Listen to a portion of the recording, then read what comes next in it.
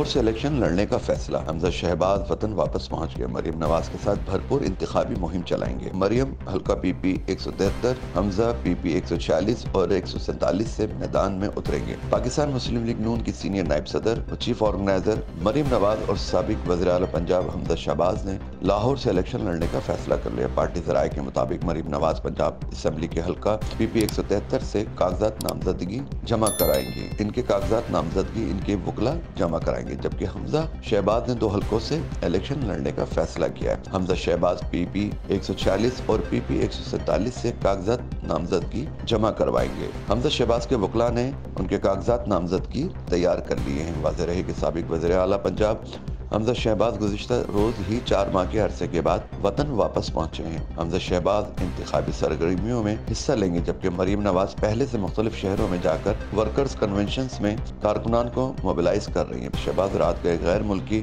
Airline की परवाज के जरिए लंदन से बरास्ता दोहा लाहौर पहुंचे। लाहौर के अल्लामा इकबाल इंटरनेशनल एयरपोर्ट के VIP लाउंज में लीगी रहनुमा ख्वाजा साद रफीक, सलमान शहबाज, ख्वाजा इमरान नज़ीर, माजिद ज़हूर, गजाली, सलीम बट, इमरान कोराइया, मोहम्मद जमील समेत दीगर रहनुमा भी इस्तकबाल के लिए पहुंचे।